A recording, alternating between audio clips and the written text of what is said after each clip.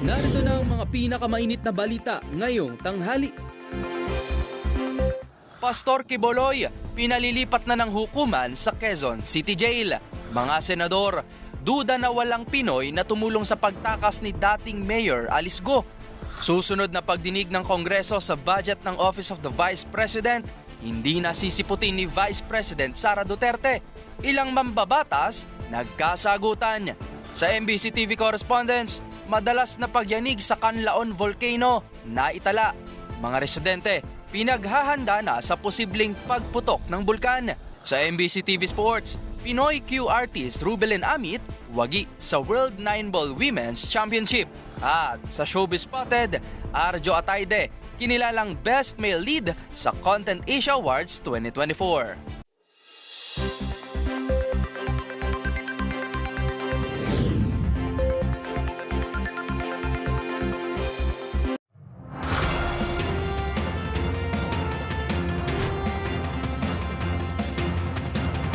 Bawat balita, makabuluhan. Bawat kwento, makapangyarihan. Boses ng Pilipino para sa Pilipino. Live mula sa MBC TV Studio. MBC TV Network News.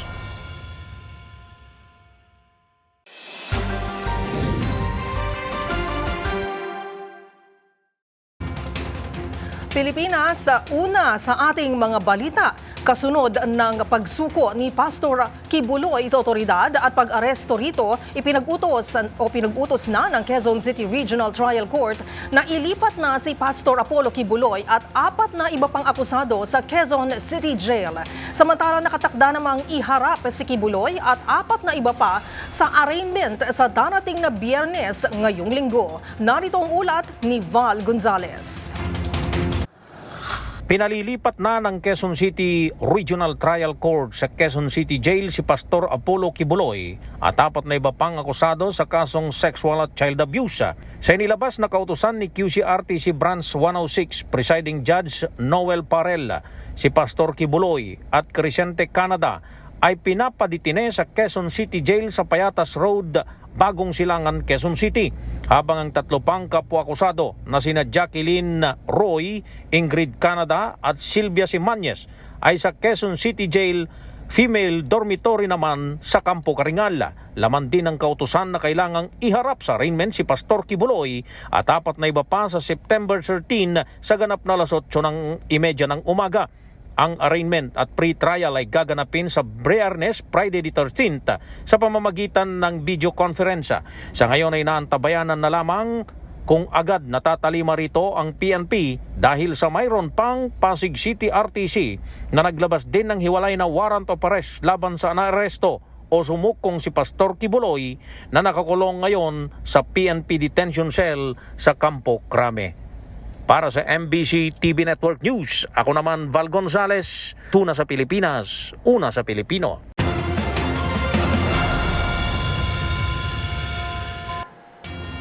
Sa kaugnay namang balita, hindi sumang-ayon ang Department of National Defense o DND na ilipat sa kustodiya ng Armed Forces of the Philippines o AFP si Apollo Quiboloy para doon ikulong. Ito ay matapos idahilan ng kampo ni Quiboloy ang pangamba sa seguridad at kalusugan nito dahil sa edad ng pastor. Narito ang buong report ni Edniel Parosa. Haharangin ng Department of National Defense ang kahit anong pagtatangkang dalhin si Apollo Quiboloy sa Armed Forces of the Philippines. Ayon kay DND spokesperson, Director Arsenio Andolong, masyadong istrikto ang mga pasilidad ng AFP para paglagakan ng suspect sa mga kasong kriminal.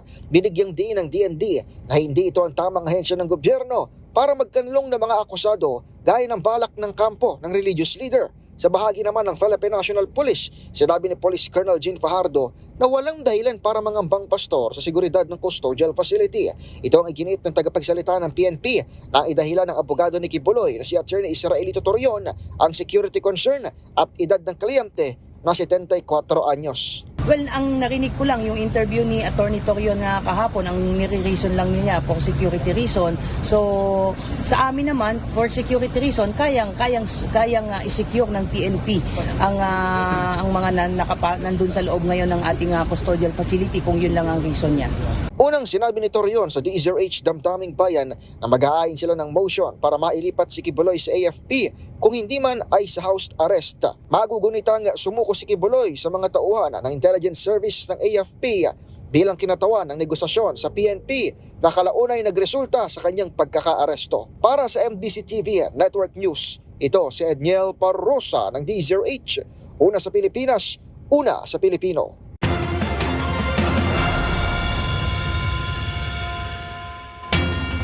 Samantala, kaugnay sa naging pagdinig ng Senado kahapon kay dating Bamban Tarlac Mayor Alice Guo, hindi pa rin kumbinsido ang mga senador sa mga naging testimonya nito.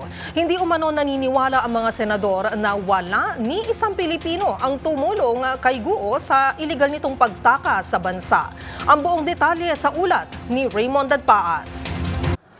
Hindi naniniwala ang mga senador na walang Pilipinong tumulong para makatakas palabas ng bansa sina dismissed Bamban Tarlac Mayor Alice Guo. Ayon kay Senador Sherwin Gatchalian, imposibleng makalabas sila ng bansa na wala man lang tumulong sa kanila para makatakas. Ayon kay Gatchalian, napakahirap paniwalaan na walang nag-facilitate para sila ay makasakay ng yate bago lumipat ng barko patungo ng bansang Malaysia. Sa susunod na pagdinig ay tutukuyin umano ng senador ang mga inconsistencies sa mga testimonya ni Sheila at Alice Guo. Naniniwala din sina Senate Pro Tempore Jingo Estrella at Senador Joel Villanueva na may mga tumulong sa kanilang pagtakas. Sa katunayan ay umikot ang pagtatanong ni Estrada sa relasyon ni na Alice Guo at Mayor Liseldo Dong Kalugay ng Suwal, Pangasinan. Inamin ni Guo na sila ay magkaibigan ni Mayor Kalugay at wala din umanong opisyal o empleyado ng gobyerno na tumulong sa kanila. Bagamat may sinulat itong pangalan na siya umunong kumuha ng yate na kanilang sinakyan, ay isa itong dayuhan na pinaniniwalaang may kaugnayan sa operation ng mga Philippine Offshore Gaming Operators o POGO sa bansa. Sa panig ni Senator Risa Hontiveros na siyang chairperson ng Senate Committee on Women and Children, mahirap paniwalaan na walang tumulong sa mga Guo lalo na sa mga ahensya ng pamahalaan, partikular na sa Bureau of Immigration o BI. Sa pagdinig din kahapon ay nanindigan si Senador Gatchalian na matibay ang kanilang mga hawak na dokumento kaugnay sa mga pumasok at lumabas na bilyones na pera sa account ng kumpanya ni Alice Guo at sa kanyang personal account upang madiin sa kanyang partisipasyon sa operasyon ng POGO sa Bamban Tarlac. Ito ay kahit na hindi kumikita ang mga kumpanya ng kanilang pamilya na sinasabing kanyang pinagkakitaan. Para sa MBC TV Network News, ito si Raymond Dadpaas, una sa Pilipinas, una sa Pilipino.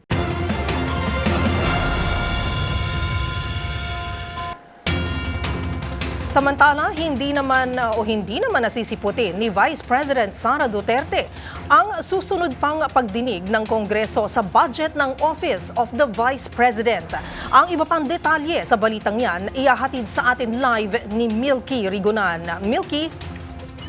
Karen, insulto umano sa Kongreso ang ginawa ni Vice President Sara Duterte na hindi dumalo sa hearing ng kanyang tanggapan para sa 2025.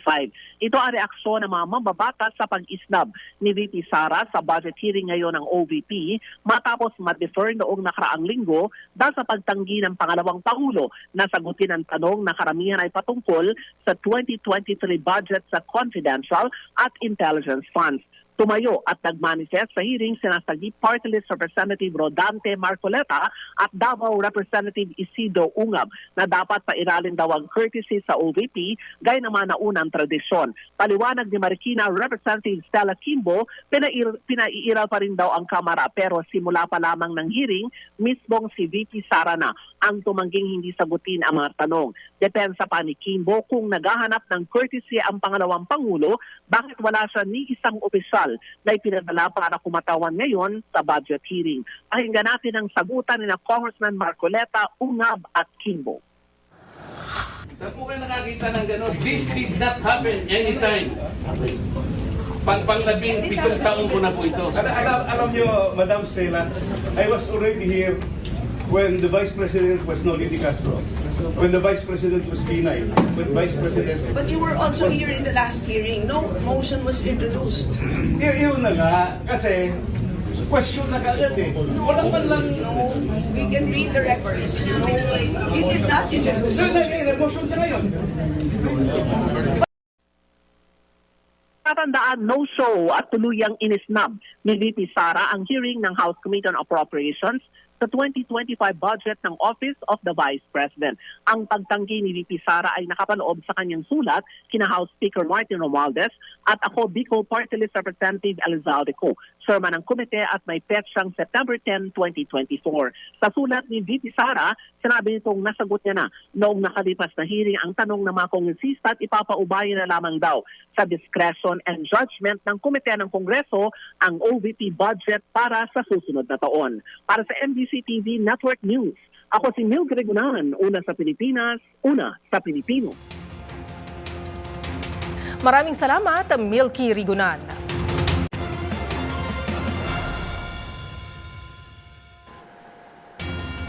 Sa kaugnay namang balita, bumuwelta naman at nagpadala ng sulat si Vice President Sara Duterte kay House Speaker Martin Romualdez na nagsasabi na ipinasa na nito ang lahat ng hinihingi nilang dokumento. Ito ay kasunod ng hindi nito pagdalo sa pagdinig ngayong araw para sa proposed 2025 budget ng Office of the Vice President. Narito ang ulat ni Henry Uri. Binuweltahan ni Vice President Sara Duterte si House Speaker Martin Romualdez at Congressman Elizalde Co, chairman ng House Committee on Appropriations. Sa bahayag ng Vice President ngayong umaga, sinabi nito na sina Romualdez at Co lamang ang nagko-control ng pambansang budget.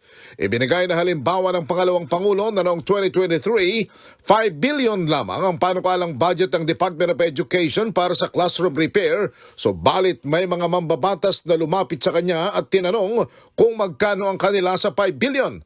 Paliwanag ng Vice President, hindi siya pumayag noon dahil wala naman siyang karanasan sa ganyang bagay. Kaya laking gulat nito na noong 2023 sa halip na 5 billion lamang ang budget sa classroom repair ay naging 15 billion ito.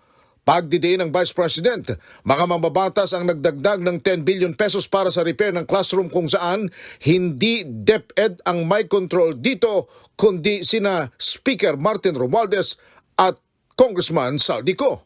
Nagulat ako, may humingi. Magkano ba ang amin dyan? Magkano ba ang amin dyan? So sinabi ko, hindi pwede ito. Kasi ang mangyayari nito, hindi magagawa ng Department of Education ang trabaho namin na mag-construct ng classroom ayon sa classroom backlog at sa prioritization base sa backlog at sa classroom construction. So sinabihan ko yung isang congressman, sabihan ninyo si Martin Romualdez na hindi pwede chap-chapin ang classroom construction na 5 billion. Kaya kung makikita ninyo sa budget proposal na approved ng Office of the President, 5 billion yon. Pero nung lumabas yung GAA o yung budget approved noong 2023, naging 15 billion siya. Dahil hindi nga ako pumayag na kunin yung 5 billion, dinagdagan nila ng 10 billion. Para sa MBC Network News, Henry Uri, una sa Pilipinas, una sa Pilipino.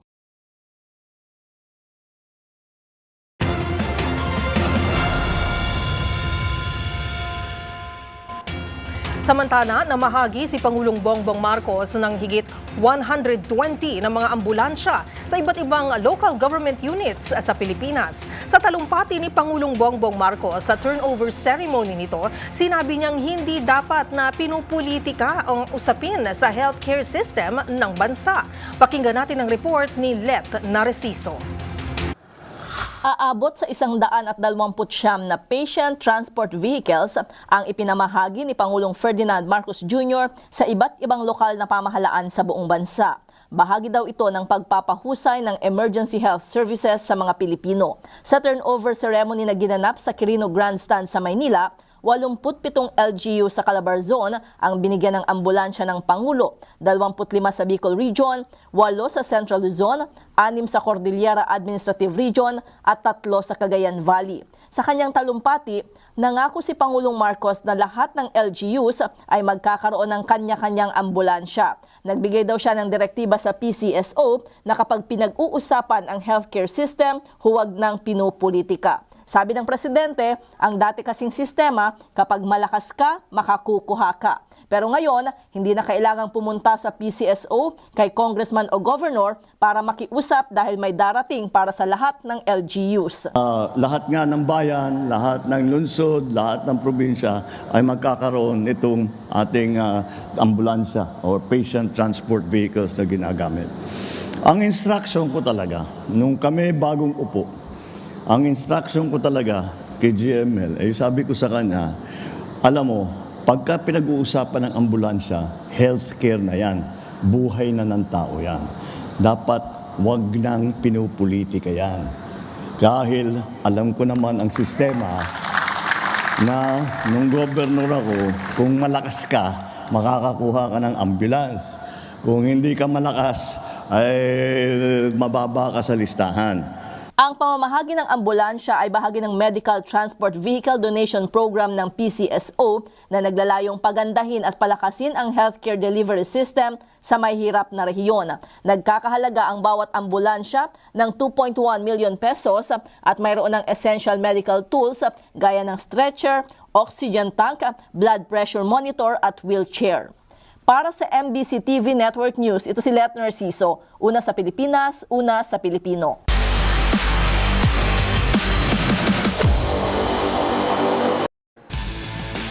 Sa mundo ng billiards, sa wakas ay napasakamay na ng Pinay Q artist na si Rubilin Amit ang kampyonato sa World 9-Ball Women's Championship. Gumawa ng kasaysayan si Amit bilang kauna-unahang Pilipina na nakakuha nito. Ang mga detalye tutukan sa report na ito. Gumawa ng kasaysayan ng Q artist na si Rubilin Amit matapos nitong magwagi sa WPA Women's World 9-Ball Championship at maging kauna-unahang Filipina na makagawa nito. Sa kabila ng pagiging mailap ng naturang kampyonato, sa wakas ay napasakamay na ito ni Amit matapos talunin ang dating kampyon na si Chen Ximing mula China sa finals na ginanap sa Hamilton sa New Zealand noong linggo. I was really hopeful that I could pick it up towards the second set, and I'm just very fortunate that it happened the way that it did. Like, I don't want her to miss a ball, but when she missed the 8 ball, I was really surprised because with her caliber, it's almost like impossible that she would miss it. And I was like, maybe this is my chance because I really wanted to finish it because I was so nervous if it would go another set. Bago makatuntong sa finals, kinailangan munang talunin ni Amit ang kapwa Filipino pool player na si Cheska Centeno sa last 16. Chinese Taipei's Wei Chu Chen sa quarterfinals at Christina Shak mula Russia sa semis. Dahil dito, nag-uwi ang 42-year-old Q artist ng premyong nagkakahalaga ng $50,000 at nadagdagan ng kanyang world title collection. Kabilang na ang dalawang WPA Women's 10-Ball Championship noong taong 2009 at 2013.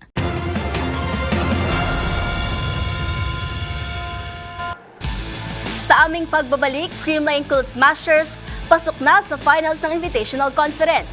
Tutok lang sa MBC TV Network News.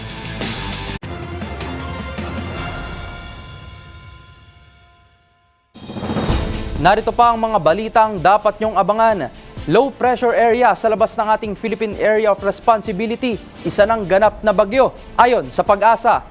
PRO 11 magsusumite na ng rekomendasyon kung sino ang tatanggap ng 10 milyong pisong pabuya sa pagsuko ni Pastor Quiboloy. Sa MBC TV Sports, Creamline pasok na sa finals ng Invitational Conference. At sa Showbiz Spotted, Selena Gomez pasok na rin sa listahan ng youngest billionaires ayon sa Bloomberg. Lahat ng yan sa pagbabalik ng MBC TV Network News.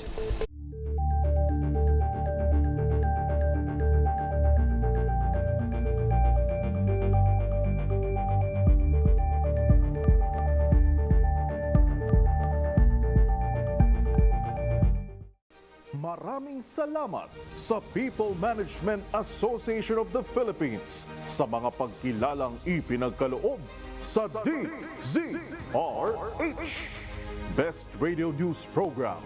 Magandang Umaga, Pilipinas! Best Radio Public Affairs Program, Operation Tulong. Best Radio Public Affairs Program Host, Cesar Chavez. At Station of the Year Award para sa inyong DZRH. Patunay na DZRH lang ang lagi niyong pinagkakatiwalaan dahil lang DZRH. Una sa Pilipinas, una sa Pilipino.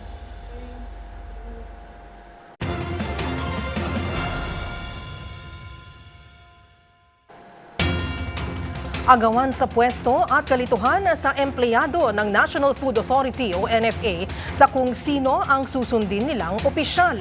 Ito ay matapos na gustong bawiin ng 9 na opisyal ng NFA ang kanilang pwesto matapos na mapatawan ng 6 na buwang preventive suspension ng Office of the Ombudsman matapos ang nabunyag na rice scam.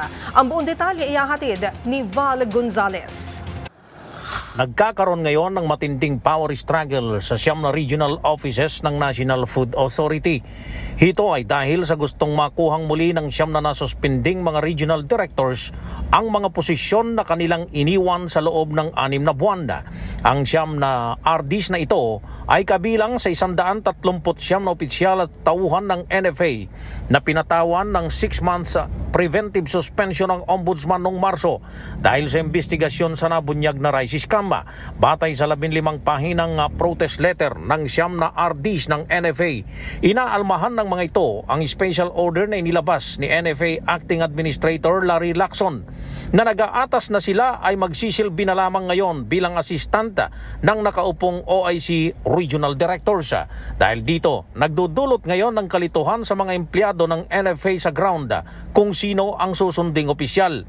Ayon sa nakausap kong tauhan ng NFA, pinakamabigat ang ginawa ng dating RD ng Region 4 na si Alwin Uy na mistulang nag-take over na sa pwesto ni Acting Regional Director Attorney Marco Calianta. Sabi ng source ng DZRH News, nagbanta pa si dating Regional Director Uy na papatawan niya ng kasong insubordination ang mga empleyado na hindi susunod sa kanya. Wala pang tugon sa protest letter na ito si NFA Administrator Larry Lacson. Matatandaang sa DZRH unang nabunyag ang manumalyang rice scam kung saan nagbenta ng paluging stocks ng toneto niladang palay ang mga opisyales ng NFA sa 2 umano'y kasabwat na mga rice trader. Para sa MBC TV Network News, ako si Val Gonzalez, una sa Pilipinas, una sa Pilipino.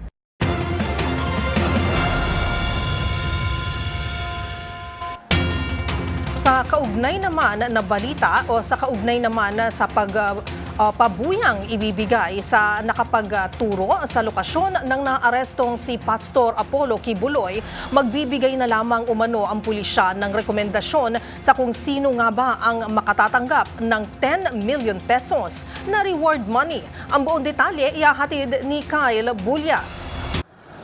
Magbibigay lamang ng rekomendasyon si Police Regional Office 11 Director Brigadier General Nicolas Torre III sa kung sino ang dapat mabigyan ng reward sa pagkakaaresto sa leader ng Kingdom of Jesus Christ na si Pastor Apollo Kibuloy.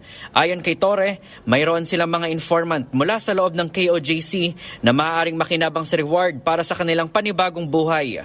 Make recommendations. I will make recommendations kung sino ang dapat mabigyan, no? Na mga sibilyan, yung mga pastoral, baka magamit din sa panibagong buhay nila. Alam nyo, ang iba sa kanila nasunog din na verify din kung sino sila. Kaya tinatago rin namin sila. Tinutulungan ng mga pagbagong buhay. Matatandaang inanunsyo noon ni DILG Secretary Benher Abalos na mayroon silang pabuyang 10 milyong piso sa kung sino man ang makapagbibigay na impormasyon kung nasaan ang puganteng pastor. Ayon kay Abalos, ang reward money ay donasyon lamang mula sa mga kaibigan, bagay na inalmahan ng mga miyembro ng KOJC, kaya tinapatan ito ng 20 million pesos na pabuya sa kung sino naman ang makapagtuturo kung sino ang mga nag-donate sa umano'y bounty kay Kibuloy. Para sa MBC TV Network News, ito si Kyle Bulyas, una sa Pilipinas, una sa Pilipino.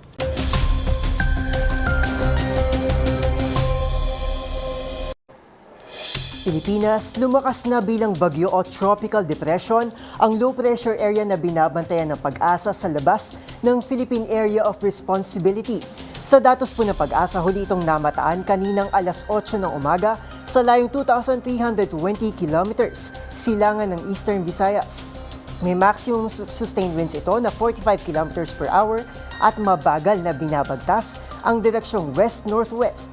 Bagamat malayo ito sa kalupaan ay hahatakin nito ang habagat as early as tomorrow o sa Thursday na siya namang magpapaulan sa southern Luzon hanggang Mindanao.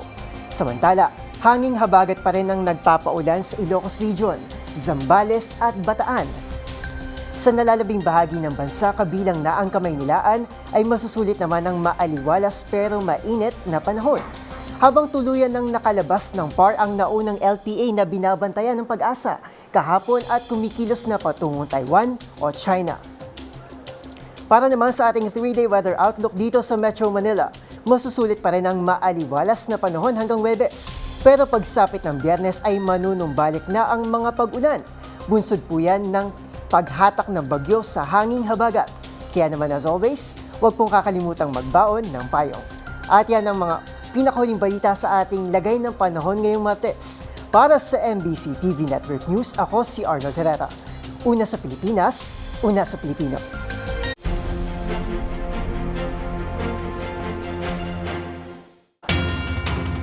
Sa iba pang mga balita, bumuo na ng MPOX Task Force ang lungsod ng Caloocan upang talakayin ang mga hakbang sa pag-iwas sa monkeypox virus.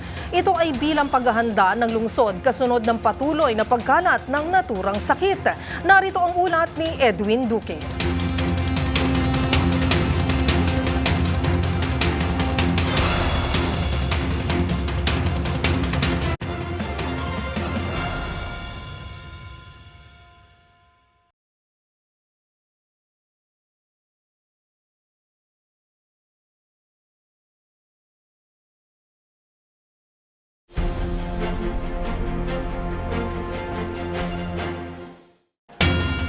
Babalikan natin ang report ni Edwin Duque. Samantala, nagtalaga naman ng bagong mamamahala o caretaker ng Immigration ang Department of Justice o DOJ bilang kapalit ni Commissioner Norman Tansinco. Narito naman ang ulat ni Boy Gonzales.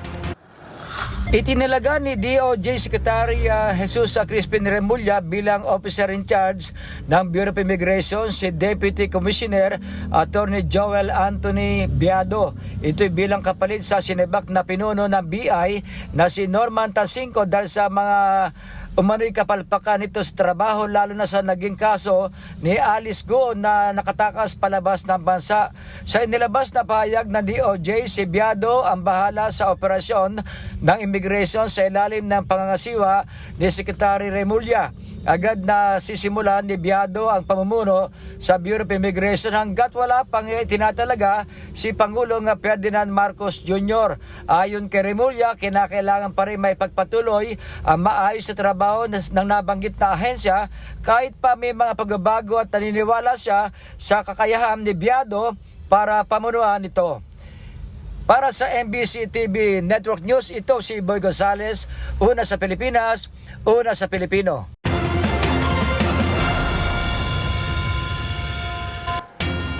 Samantala, balikan naman natin ang ulat ni Edwin Duque sa Caloocan City. Go ahead, Edwin.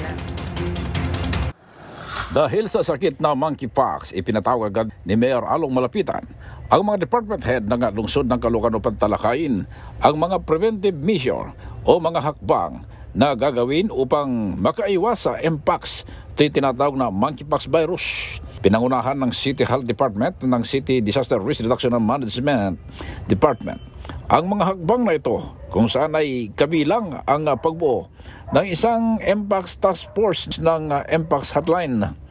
Ayon sa alkalde, dahil kabilang ang pagkakaroon ng lagnat na sintomas ng MPOX, maglalagay na rin ang LGUs ng temperature scanner sa mga entrance ng City Hall. Pakiusap ng LGUs kung may mga lagnat o sintomas ng MPOX, iwasan ang paglabas ng bahay at agad na tumawag sa kanilang MPOX hotline upang magabayan sila sa mga kailangang gagawin. Binanggitin na alkalde na magkakaroon din ng MPOX forum kasama na rito ang mga kapitan, mga may-ari ng iba't ibang negosyo sa Caloocan upang makatuwang sila sa paglaban sa sakit na ito. Tiniyak ng alkalde na pangungunahan ito ang pagtiyak na maagapan ang paglaganap na MPOX sa lungsod ng Caloocan. Para sa MBC TV Network News, ako si Edwin Duque, una sa Pilipinas, una sa Pilipino.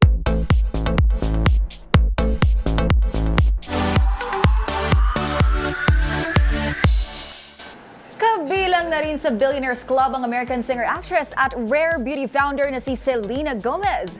Dahil sa bigating achievement na ito, #friendship goals na sila ng pop star na si Taylor Swift na unang nakapasok sa listahan ng mga batang bilyonaryo sa mundo.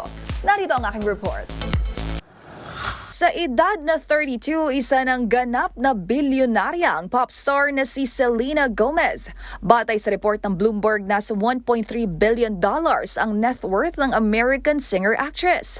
Dahil dito, hahanay na rin ang Disney star kina Rihanna at BFF nitong si Taylor Swift sa listahan ng youngest self-made billionaires. Ayon sa naturang Financial Data and Media Company, malaking bahagi ng kayamanan ni Selena, ang 81% dito ay galing sa tagumpay ng kanyang cosmetic business na Rare Beauty na itinatag noong 2019. Maliban sa kanyang kinikita bilang negosyante, di rin biro ang natatanggap nito mula sa kanyang bigating brand deals, acting projects, albums, mental health platform Wondermind at iba pang ari-arian. Kung matatandaan, last February na release nito ang kanyang comeback song na Love On. Habang with 424 million followers, siya pa rin ang may hawak ng titulo bilang most followed woman on Instagram. Higit 2 dekada na ang nakalipas mula nang magsimula ang acting career ni Selena nang mapanood ito sa hit at children's TV series na Barney and Friends, habang lalong na mayagpag ang pangalan ni Selena bilang teen idol nang bumida sa Disney Channel sitcom na Wizards of Waverly Place. Sa ngayon, kabilang si Selena Gomez sa mystery comedy drama series na Only Murders in the Building, kung saan kumikita umano ito ng $6 million o katumbas ng 337 million pesos kada season.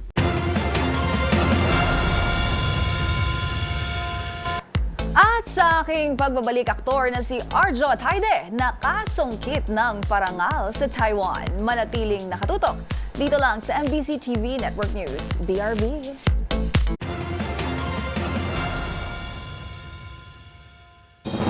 Narito pa ang mga balitang dapat niyong abangan.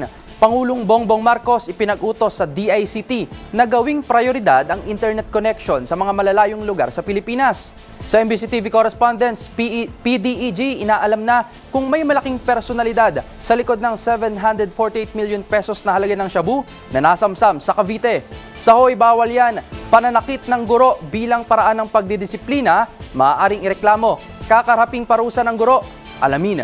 Sa MBC TV Sports, Creamline, pasok na sa finals ng Invitational Conference. At sa Showbiz Spotted, Arjo Ataide, waging Best Male Lead sa Content Asia Awards 2024. Lahat ng yan sa pagbabalik ng MBC TV Network News.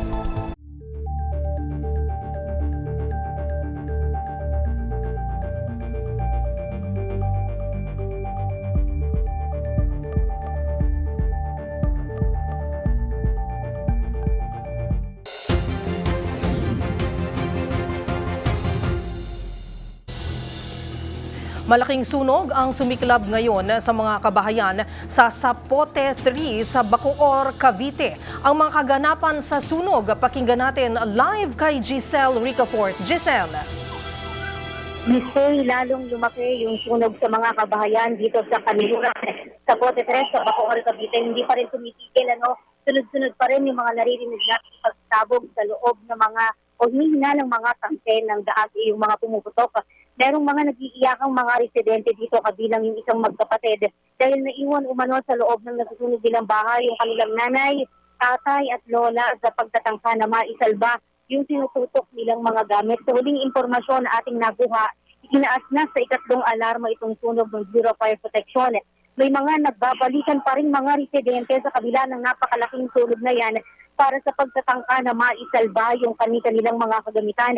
Pahirapan namang madaanan ng mga sasakyan itong bahagi ng Bacoor, Cavite at umabot na dito sa kalsada kasi yung makapal na usok. Meron pang billboard itong nakatayo o nakatirik sa may sitio Kanluran yung natutok ng malaking apoy. Sa ngayon, Kay, patuloy pa rin na inaapulan ng mga pamatay sunog itong malaking apoy na sumiklab dito sa Kanluran sa Zapote 3 sa Bacoor, Cavite. At sa mga oras na ito, wala pang kinukonfirma sa atin ng Bureau of Fire Protection kung meron bang mga residenteng nasugatan o meron bang mga namatay kagaya ng mga pinangangampakan. Ito si Giselle Ricafort para sa DZRH sa Pilipinas, una sa Pilipino.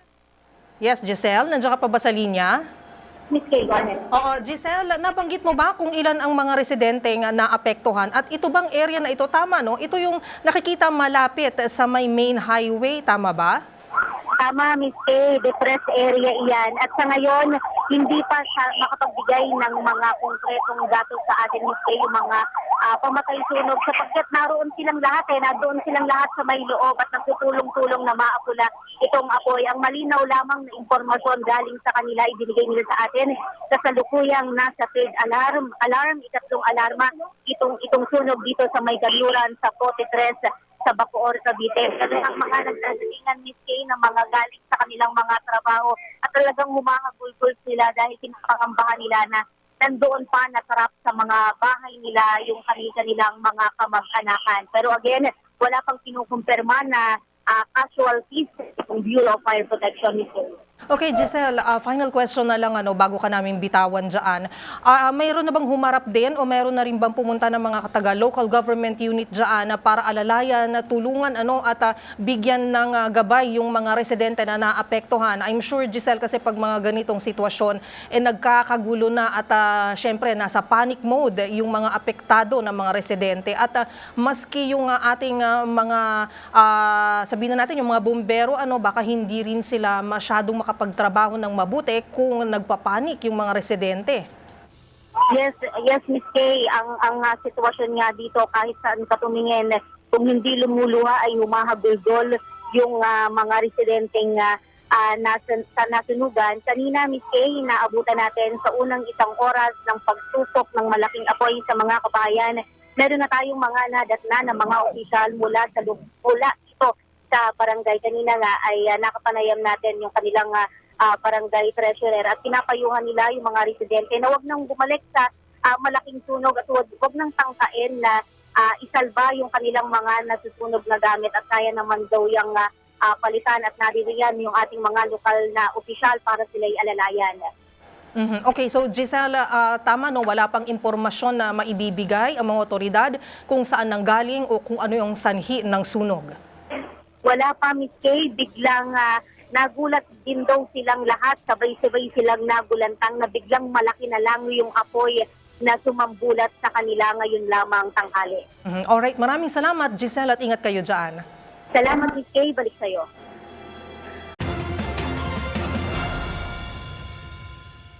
Maraming salamat, Giselle Ricafort. Samantala, inatasan ni Pangulong Bongbong Marcos ang Department of Information and Communications Technology o DICT na iprioridad at tutukan ang pagkakaroon ng internet connection sa mga malalayong lugar sa bansa. Ang buong detalye ihahatid sa atin ni Rose Babiera. Ipinag-utos ni Pangulong Bongbong Marcos sa Department of Information and Communications Technology o DICT na gawing prioridad ang pagkakabit ng internet connection sa malalayong lugar sa bansa sa sectoral meeting sa National Digital Connectivity Plan o NDCP 2024 to 2028 kung saan ipinresenta ng DICT ang kanilang mga connectivity proposal. Sinabi ng Pangulo na mas mahalaga ang pag-e-establish ng connectivity, partikular na sa mga remote area at isolated community. Kaya ito ang dapat na unahin ng ahensya. Iminungkahi rin niya na paigtingin ang connectivity program sa mga nasabing lugar para makapaghatid na ang gobyerno ng libreng Wi-Fi sa nasasakupan nito. Para matiyak naman na may market ang mga telecommunication companies, sinabi ni PBBM na gobyerno na ang siyang magpo-provide ng connection sa mga government facilities, barangay offices at LGU. At kapag nasanay na ang mga tao na mayroong established connection, maaari nang isama sa budget ng ahensya ang Wi-Fi allowance dahil maliit lang naman aniya ito. Sa kanyang Facebook post, sinabi rin niya na ang direktibang ito at ang patuloy na pagpapaigting ng digitalization program ng gobyerno ay bahagi ng pagkamit ng universal access kung saan walang Pilipino ang napag-iiwanan. Para sa MBC TV Network News, ito si Rose Babiera. Una sa Pilipinas, una sa Pilipino.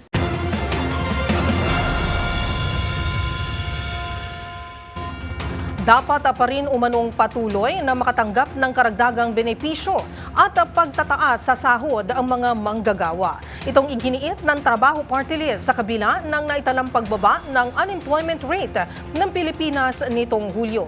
Narito ang buong detalye ihahatid ni Edniel Parosa. Bumaba man ang unemployment rate mula 4.9% noong nakaraang taon na ngayon 4.7%, Hindi umano dapat tumigil ang pagsulong sa karagdagang sahod at benepisyo sa mga manggagawa. Giit ni Trabaho Party List spokesperson Attorney Filimon Ray L. Javier, dapat pa rin pagtuunan ng pansin ang pagpapataas ng sahod at paghamdog ng dagdag na benepisyo bilang tugon sa patuloy na panawagan ng mga manggagawa. Ayon sa grupo, magandang ulat man na may trabaho kahit papaano ang mga manggagawa, hindi dapat tumigil dito ang pag-unlad, kundi dapat pang isulong ang mataas na kalidad ng trabaho, disenteng sahod at dagdag na benepisyo. Dagdag pa ni Attorney Javier, dapat pa rin tutukan ang pagkontrol ng inflation at pagpapaganda ng kalidad ng trabaho na kabilang sa mga most urgent national concerns. Kinilala ng Trabaho Party List ang tagumpay ng administrasyon matapos itong makapagdagdag ng halos 1 milyong trabaho sa bansa kumpara noong nakaraang taon, partikular sa sektor ng konstruksyon. Ngunit kahit bumaba ang unemployment, mayroon pa ring 2.38 million na mga Pinoy ang walang hanap buhay noong July 2024, kung saan isa sa mga paunahing dahilan ay ang pagpasok ng mga bagong graduates sa labor market na hindi agad makahanap ng trabaho. Ito ang dahilan kung bakit isinusulong din ng Trabaho Party List ang paglikha ng isang centralized database na maglalaman ng lahat ng job vacancies mula sa iba't ibang kumpanya sa Pilipinas. Para sa MBC TV and Network News, ito si Edniel Parrosa. Una sa Pilipinas, una sa Pilipino.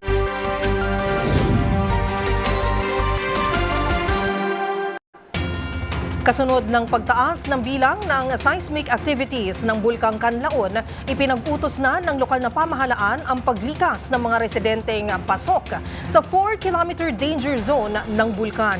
Yan ang rumarapidong balita mula sa probinsya. Ihahatid sa atin ni Nicole Lopez Puyawan. Ipinag-utos na ng lokal na pamahalaan ng Kanlaon na lumikas na ang mga residenteng nasa loob ng 4-kilometer permanent danger zone ng Bulkang Kanlaon.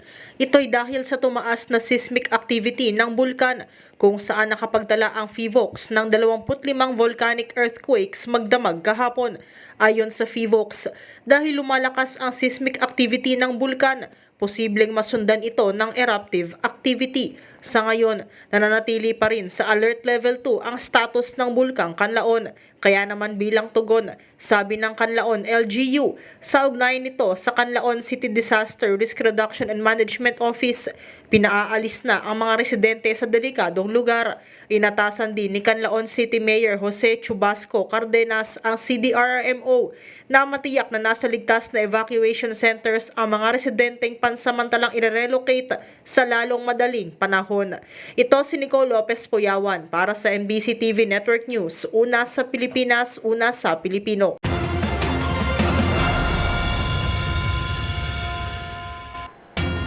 Samantala, para pa rin sa ating ulat mula probinsya, kasalukuyan ng sinisilip ng Philippine National Police Drug Enforcement Group o PDEG kung may mas malalaking tao pa sa likod ng nasabat nilang bulto ng shabu sa Cavite. Ayon sa pulisya, second layer lang o tao lang din ng malaking drug syndicate ang kanilang nahuli. Ang mga detalye, magbabalik live si Giselle Ricafort. Giselle.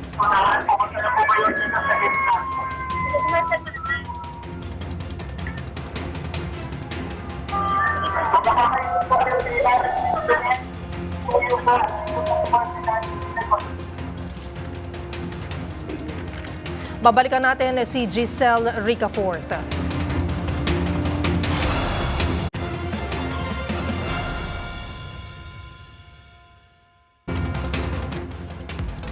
Sa mundo ng volleyball, matapos ang kanilang matagumpay na reinforced confidence campaign, muli na namang nagtagpuan ng Queen Mine Smashers ang kanilang sarili, malapit sa panibagong kampyonato. Pasok na kasi ang mga ito sa finals ng Invitational Conference, wala pang isang linggo ng kilalaning kampyon sa nagdaang season. Ang mga detalye sa report na ito. Unti-unti nang nalalapit ang Creamline Cold Smashers sa pagkuha ng Grand Slam sa 2024 season ng Premier Volleyball League. Yan ay kasunod ng pagpasok nito sa finals ng 2024 Invitational Conference. Wala pang isang linggo, matapos nitong makuha ang kampyonato naman sa Reinforced Conference. Tinalo ng Creamline ang Signal HD Spikers sa isang thrilling 4-set kagabi. Easy 25-18 sa first set, close 29-27 sa second. At bagamat natalo sa 17-25 sa third, ay agad bumawi sa fourth canto with 25-20.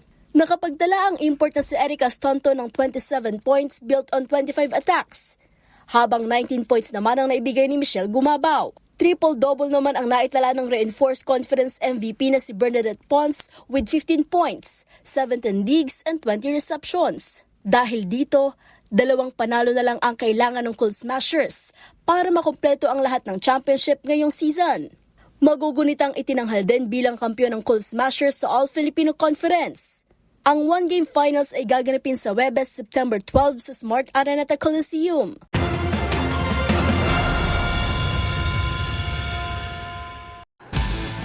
At yun ang mga latest updates sa mundo ng sports.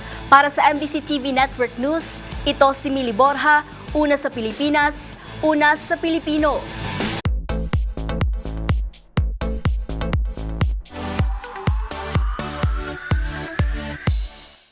Nagsama-sama ang ilan sa mga malalaking pangalan sa Asia para sa katatapos lang ng Content Asia Awards. At kabilang sa mga nag-uwi ng parangal ang actor-politician na si Arjo Atayde. Ang mga detalye tutukan sa aking showbiz report. Waging Best Male Lead in a TV program ang aktor na si Arjo Atayde sa nagdaang Content Asia Awards na ginanap sa Taipei, Taiwan. It's my first time in Taipei and this is such a reward for a first time here. Tinalo ni Arjo ang mga nominadong aktor mula India, Indonesia, Malaysia at Singapore, gayon din si Dingdong Dantes. Ang pagkilalang ito ay ginawad kay Atayde para sa kanyang pagganap bilang Anton de la Rosa sa Katleya Killer. Sa kanya namang acceptance speech, pinasalamatan nito ang lahat ng mga katrabaho sa harap at likod ng kamera. Thank you to everyone. I'm forever indebted to all the actors that I work with, to the people behind the camera, to everyone who's helped me be here and gather all this power. Special mention din ang kanyang pamilya at misis na si Maine Mendoza. Last but not the least, my family. Thank you so much to my family for supporting me so much, to my wife, who understands so much of the hard work that we have to pull through. Maliban sa pagiging aktor, si Arjo Atayde ay nagsisilbing congressman ng unang distrito ng Quezon City. Samantala, dumalo rin sa naturang awarding ceremony ang aktres na si Kim Chiu na nominado bilang Best Female Lead in a TV Program, gayon din si Kyla Estrada na nominated naman for Best Supporting Actress in a TV Program. Ang dalawa nagsilbing presenter sa 2024 Content Asia Awards.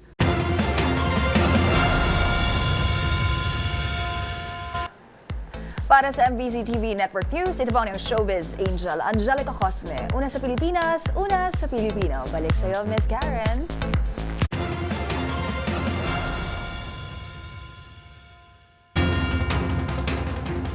Maraming salamat, Showbiz Angel, at of course sa ating match point, Mili Borja. At yan ang mga nakalap nating balita ngayong araw ng Martes. Sa ngalan po ng aking partner na si Yuel Reyes, ako po si Karen Oyong. Magkita-kita tayong muli bukas, araw ng Miyerkules, para sa mga balitang makabuluhan, mga kwentong makapangyarihan. Hatid ang boses ng Pilipino para sa Pilipino. Ito ang MBC TV Network News. Una sa Pilipinas, una sa Pilipino.